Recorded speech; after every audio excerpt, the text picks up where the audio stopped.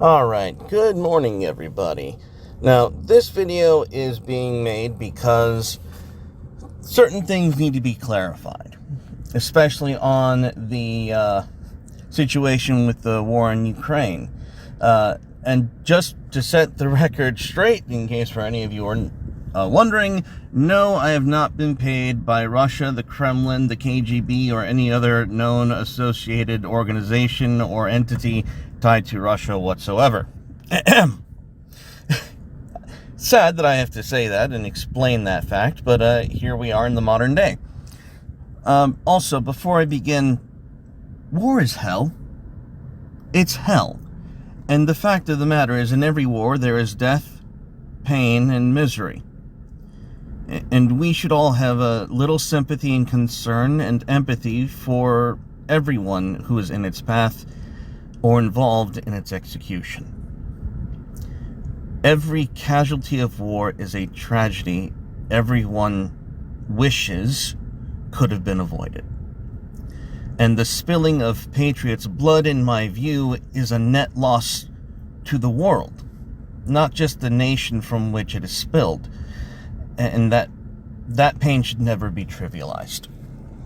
I'm going to shock some of you. I'm going to offend some of you, because my views on this conflict are not rooted in politics, principles, or even any consistent sense of morality.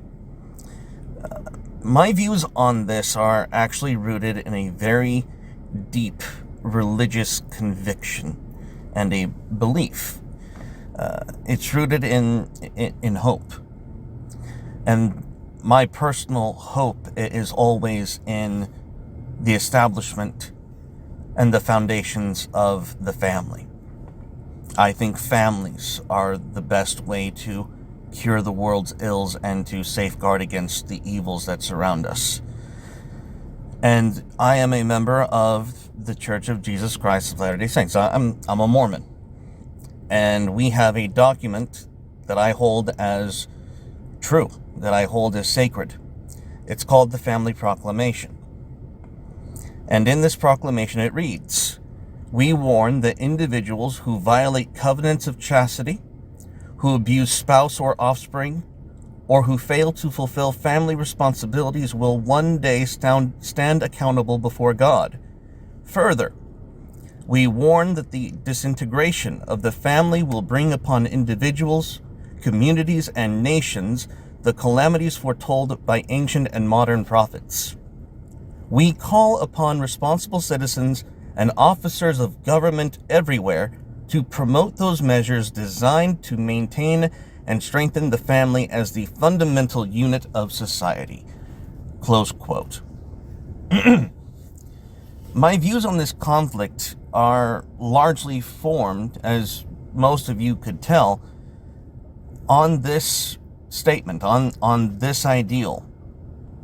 And when I look at Russia, who, despite living in a relatively authoritarian regime, they have had the blessing of a leader who honors the family and embraces traditional values. As we've already discussed, Putin has banned and removed entirely the Open Society Foundation, who is a known agitator and destabilizing force against the family. And Putin continues still, as we look forward to their upcoming elections and their upcoming votes and acts, Putin continues to still shore up defenses around and promoting within the virtues of the family as the fundamental unit of society in Russia. To be perfectly honest, Putin is a political tyrant. Putin is also heeding the words of God and his commandments. And as such, Putin and his country are entitled to the protections and blessings of my God for their obedience to those commandments. Putin is not virtuous. Putin is not moral. Vladimir Putin is undoubtedly corrupt. But in honoring and heeding these prophetic warnings, whether intentional or not, Putin is at least good enough to lead his nation and seek its own interests. And in its interests, Putin has decided to declare war upon Ukraine. To his credit, regardless of what anyone else tells you, both the Ukrainians and the West were duly informed upon the conditions he would do so. Putin did declare war. Did he invent pretexts? Probably. Did the pretext of protecting Donbass and other regions discredit his previous warnings about Ukraine joining NATO? Not really. The primary cause of this war, Ukraine trying to join NATO, was merely bolstered by the happenstance of the most eastern regions of Ukraine asking for relief, allegedly. Allegedly. Now, as for the Ukraine and the devastation they have suffered, all they had to do was put their own immediate national interests above global designs. Ukraine is economically dependent and militarily outmatched by neighboring Russia. Nationalism is not an excuse for international disregard. Ukraine and their leaders are accountable for their failure to acknowledge and heed the warnings of their neighbor, a neighbor with whom they share both infrastructure and blood. There will never be a time when Ukrainian nationalism will ever be divorced from seeking good relations with Russia, assuming they survive this conflict, assuming that by Putin's grace he decides to not just completely conquer the entire territory. They will never be divorced from seeking those good relations, especially when they tried to insubordinate Russia with globalist interests rather than their own, rather than the interests of their people and the history that they as a people have shared with both Ukraine and Russia.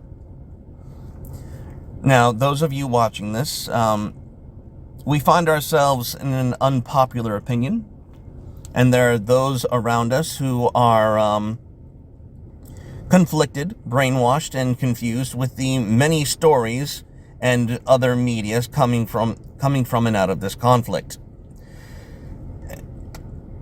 To that end, I have to ask for your patience.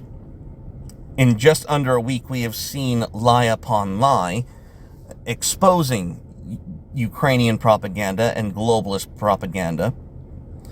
And these lies are too many to list in this video, but the two I'm going to rely on are the supposed slaughter of Snake Island, when the 13 soldiers were not slaughtered by the Russians. They didn't bravely say, "F you, Russia, bring it on." No. They were captured. They laid down their weapons and they surrendered to the Russians. The other fake news I want to bring to your attention is this fake poll being sent around that 91% of Ukrainians now support President Zelensky. That came out during a wartime era, during the week in which constant warfare has been blasting all of Ukraine. And we're supposed to believe that a polling firm based in Kiev, which has been surrounded and besieged, I'm supposed to believe that this firm had the resources and the time to contact 2,000 Ukrainians. This poll claims to have contacted and gotten responses from 2,000 Ukrainians to ask them how they feel about their current leadership. Please. The fog of war is very thick indeed, but the constant noises that are reaching our ears are not the screams and desperation of war. We're getting propaganda slogans. That's what's insulting to our intelligence at this point. And we need to just let these nations settle their own disputes. And that brings me to another fascinating aspect of this unfolding conflict. The West is paralyzed. How uncharacteristic of us We Americans love to fight. We love to punch down on the perceived bully of the world. And yet here we are, just under a week in, and we're still spinning our wheels. Whereas in previous crises, we would have already struck with overwhelming shock and awe. Now, to be sure, our forbearance is a culmination of several factors. But remember, Russia is entitled to the blessings and protection of God for their obedience to his commandments. That is my sincere view. That's where all of this stems from. That is the ethos from which I am taking my positions. That might not sit well with most of you. But as I'm watching this conflict continue to unfold, the more and more I'm emboldened to keep that position, because every single thing that doesn't seem to make sense always seems to work out in Russia's favor or have a favorable turnout for Russia in spite of the propaganda being spun. And that is all I wished to clear up with y'all. That is what I wanted to make known. May this find you well, and God bless all patriots. God bless Russia, and stay carnal, everyone. Bye-bye.